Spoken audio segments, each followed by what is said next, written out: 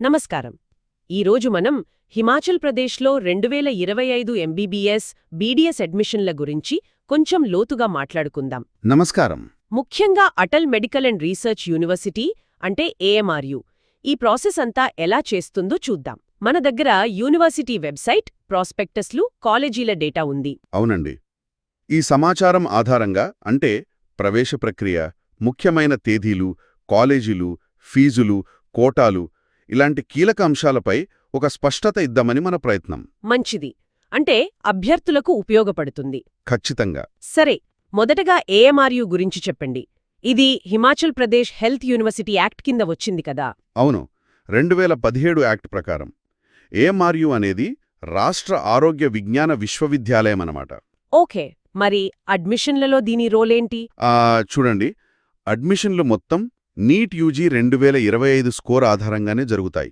సరే. ఏఎంఆర్యు ఏం చేస్తుందంటే ఈ నీట్ స్కోర్ల బేసిస్ మీద స్టేట్ మెరిట్ లిస్ట్ తయారు చేసి కౌన్సిలింగ్ నిర్వహిస్తుంది. అంటే నీట్ క్వాలిఫై అవ్వకపోతే అప్లై చెయ్యలేరు. అంతే. నీట్ యూజీ 2025లో క్వాలిఫైయింగ్ మార్క్ తెచ్చుకోవాలి, లేకపోతే అసలు ఈ ప్రాసెస్లోకి రాలేరు. ఓకే, మరి హిమాచల్లో ప్రభుత్వ, ప్రైవేట్ మెడికల్, డెంటల్ కాలేజీలు ఏమున్నాయి? సీట్లు ఎలా ఉన్నాయి? ప్రభుత్వ రంగంలో మంచి పేరున్న కాలేజీలున్నాయి. ఐజీఎంసీ సిమ్లా, డాక్టర్ ఆర్పీజీఎంసీ టాండా ముఖ్యమైనవి. అవును, అవి బాగా ఫేమస్. ఇంకా ప్రైవేట్లో చూస్తే Maharishi Markandeshwar medical college, MMC Solan ఉంది ఎంబీబీఎస్కి. కొన్ని ప్రైవేట్ డెంటల్ కాలేజీలు కూడా ఉన్నాయి. సీట్ల సంఖ్య సుమారుగా ప్రభుత్వ ఎంబీబీఎస్ సీట్లు 720 దాకా ఉంటాయి. ఎంఎంసీ సోలన్లో 150 ఎంబీబీఎస్ సీట్లు, ప్రభుత్వ బీడీఎస్ సీట్లు ఒక 75 ఉంటాయి సిమ్లాలో. ఓకే. ప్రైవేట్ డెంటల్ కాలేజీల్లో కలిపి ఒక 220 దాకా బీడీఎస్ సీట్లుంటాయి. ఇవన్నీ ఎన్ఎంసీ, డీసీఐ రికగ్నైజ్డ్ సంస్థలే. సరే, అడ్మిషన్ ప్రాసెస్ స్టెప్స్ ఎలా ఉంటాయి? తేదీల గురించేమైనా ఐడియా ఉందా 2025కి? ప్రాసెస్ అంటే మామూలుగా ముందు ఆన్లైన్ అప్లికేషన్ పెట్టుకోవాలి. రైట్. తర్వాత చాయిస్ ఫిల్లింగ్ అంటే వాళ్ళకి కావాల్సిన కాలేజీలు, కోర్సులు ఆర్డర్లో పెట్టుకోవడం. ప్రయారిటీ ప్రకారం. అవును. దాని ఆధారంగా మెరిట్ లిస్ట్ వస్తుంది. ఆ తర్వాత సీట్ అలాట్మెంట్ రౌండ్స్ ఉంటాయి. ఫస్ట్, సెకండ్, థర్డ్ రౌండ్, తర్వాత మిగిలిపోతే స్ట్రే వేకెన్సీ రౌండ్. డేట్స్ ఏమైనా టెంటేటివ్గా? 2025కి తాత్కాలికంగా చూస్తే అప్లికేషన్లు జూలై 20 నుండి 26 వరకు ఉండొచ్చు. Choice filling July 22 to 26. Okay. First round allotment August 4 to 6. College reporting August 8-9 ఇలా ఉండొచ్చు. ఇవి మారే అవకాశముంది కాబట్టి వెబ్సైట్ చెక్ చేస్తూ ఉండాలి. కరెక్ట్. మరి సీట్ల విభజనలో కోటాల గురించి చెప్పండి. గవర్నమెంట్, ప్రైవేట్ కాలేజీల్లో ఎలా?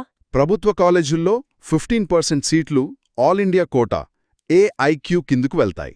దాని కౌన్సిలింగ్ ఢిల్లీ నుంచి కదా? డీజీహెచ్ఎస్. అవును, డీజీహెచ్ న్యూఢిల్లీ నిర్వహిస్తుంది. మిగిలిన 85% స్టేట్ కోటా. ఈ స్టేట్ కోటాలోనే మళ్లీ రిజర్వేషన్లుంటాయి. SC, ST, OBC, EWS, PWD, defence quota, వెనుకబడిన ప్రాంతాల కోటా, సింగిల్ గర్ల్ చైల్డ్ ఇలా చాలా ఉన్నాయి. ఓ, చాలా కేటగిరీలున్నాయి. మరి ప్రైవేట్ కాలేజీల్లో?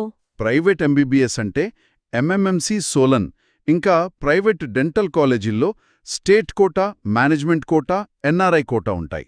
మేనేజ్మెంట్ కోటా అంటే? మేనేజ్మెంట్ కోటా సీట్లకు హిమాచల్ ప్రదేశ్ ఒక ఓపెన్ స్టేట్. అంటే వేరే రాష్ట్రాల విద్యార్థులు కూడా మంచి నీట్ ర్యాంక్ ఉంటే ఇక్కడ మేనేజ్మెంట్ సీట్లకు అప్లై చేసుకోవచ్చు. ఓ, అది చాలామందికి తెలియకపోవచ్చు.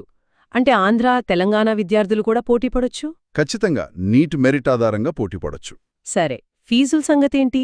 Application fee, counselling fee, tuition fee ఎలా ఉంటాయి? Application fee general, OBC, EWS, NRI వాళ్లకు 2000 రూపాయలు, ఎస్సీ, ఎస్టీ, పీడబ్ల్యూడీ వాళ్లకు 1000 రూపాయలు. ఓకే. ఇది కాకుండా కౌన్సిలింగ్లో సెకండ్ రౌండ్ నుంచి పాల్గొనాలంటే ఒక టోకెన్ ఫీజు కట్టాలి. ఇది సెక్యూరిటీ డిపాజిట్ లాంటిది. ఆ టోకెన్ ఫీజు ఎలా పనిచేస్తుంది? మీకు సీటు రాకపోతే ఆ డబ్బులు వెనక్కొచ్చేస్తాయి.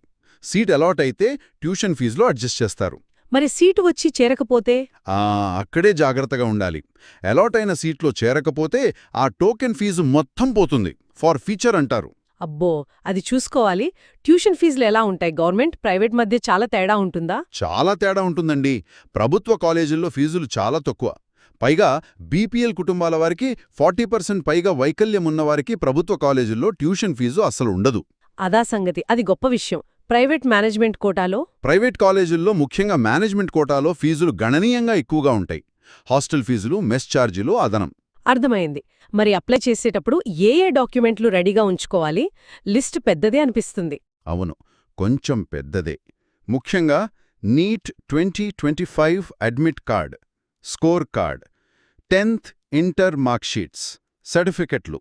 Bona fide Himachali certificate. అది స్టేట్ కోటాకు అప్లై చేసే వాళ్ళకు అవసరం.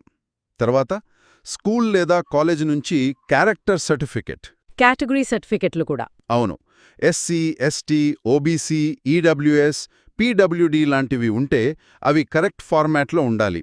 ఎన్ఆర్ఐ అభ్యర్థులైతే ఎంబసీ సర్టిఫికెట్ కావాలి. కొన్ని పాస్పోర్ట్ సైజ్ ఫోటోలు కూడా. ఓకే, లిస్ట్ చెక్ చేసుకోవాలి జాగ్రత్తగా. ఇక కాలేజీ లైఫ్ గురించి చెప్పండి. ముఖ్యంగా క్రమశిక్షణ, రూల్స్ ఎలా ఉంటాయక్కడ? కొండ ప్రాంతాలు కదా కొన్ని. అవును, హిమాచల్ కాలేజీల్లో యాంటీ ర్యాగింగ్ విషయంలో చాలా స్ట్రిక్ట్గా ఉంటారు. అడ్మిషన్ అప్పుడే స్టూడెంట్స్, పేరెంట్స్ అఫిడవిట్స్ ఇవ్వాలి. ర్యాగింగ్ చేస్తే చర్యలుంటాయా? కఠినంగా ఉంటాయి. సస్పెన్షన్, హాస్టల్ నుంచి పంపించేయడం, ఫైన్స్ వేయడం లాంటివి జరిగాయి గతంలో. హాస్టల్ రూమ్స్ కూడా క్లియర్గా ఉంటాయి. హీటర్లు, పెంపుడు జంతువులు, వంట చేసుకోవడం లాంటివి నాట్ అలౌడ్. గెస్ట్స్ని కూడా ఉంచుకోకూడదా? పర్మిషన్ లేకుండా కుదరదు. అయితే మంచి లైబ్రరీ, ల్యాబ్స్, ఆడిటోరియం లాంటి ఫెసిలిటీస్ ఉంటాయి. ఎంబీబీఎస్ కోర్సు 5.5 ఏళ్లు, బీడీఎస్ 5 ఏళ్లు. ఈ స్ట్రిక్ట్ రూల్స్ బహుశా అక్కడి వాతావరణం వల్ల కూడా అవసరమేమో. అవ్వచ్చు. క్రమశిక్షణ అనేది మెడికల్ ఫీల్డ్లో చాలా ముఖ్యం కదా. నిజమే. సరే, ఎంబీబీఎస్, బీడీఎస్ కాకుండా వేరే కోర్సులు అంటే బీఎంఏఎంఎస్, బీహెచ్ఎంఎస్ సంగతేంటి? వాటికి ఏఎంఆర్యూనే చూస్తుందా? అవును, ఏఎంఆర్యూనే నీట్ యూజీ స్కోర్ ఆధారంగా బీఎంఎస్ అంటే ఆయుర్వేద, బీహెచ్ఎంఎస్ అంటే హోమియోపతి కోర్సులకి కూడా కౌన్సిలింగ్ చేస్తుంది. వాటికి కాలేజీలున్నాయా? ఉన్నాయి. రాజీవ్ గాంధీ గవర్నమెంట్ ఆయుర్వేద కాలేజ్ పాప్రోలాలో ఉంది. సోలెన్లో హోమియోపతి కాలేజ్ ఉంది. ఇంకా ప్రైవేట్ ఆయుర్వేద కాలేజీలు కూడా ఉన్నాయి. బిలాస్పూర్, చైల్డ్ చౌక్లో. వీటికి సెపరేట్ ప్రాస్పెక్టస్ ఉంటుంది. బీయూఎంఎస్ అంటే యునానీ గురించి సమాచారం లేదా? ప్రస్తుతానికి మన దగ్గరున్న సమాచారంలో బీయూఎంఎస్ ప్రస్తావన అయితే లేదు. అర్థమైంది. మొత్తానికి హిమాచల్ ప్రదేశ్ మెడికల్ అడ్మిషన్ల గురించి చాలా వివరాలు తెలిసాయి. నీట్ స్కోర్ ముఖ్యం, ఏఎంఆర్యు ప్రాసెస్, డేట్స్, డాక్యుమెంట్స్, కోటాలు, ఫీజులు అన్నీ తెలుసుకోవాలి. అవునండి, ఈ వివరాలు అభ్యర్థులకు ఉపయోగపడతాయని ఆశిస్తున్నాను. చివరగా ఒక్క విషయం ఆలోచించండి. చెప్పండి. హిమాచల్ ప్రదేశ్ భౌగోళిక పరిస్థితులు, కొండ ప్రాంతాలు, కొన్నిసార్లు కఠినమైన వాతావరణం, స్ట్రిక్ట్ డిసిప్లిన్ ఇవన్నీ చూసుకుని స్టూడెంట్స్ మెడికల్ ఎడ్యుకేషన్ అనే లాంగ్ జర్నీకి ఎకడమిక్గానే కాకుండా మెంటల్గా కూడా ఎంత ప్రిపేర్ అవ్వాలి, ఇది కూడా ముఖ్యమే కదా. అవును, అది చాలా ముఖ్యమైన పాయింట్. మానసిక సంసిద్ధత కూడా చాలా అవసరం. మంచి ముగింపిచ్చారు. ధన్యవాదాలు. మీకు కూడా ధన్యవాదాలు.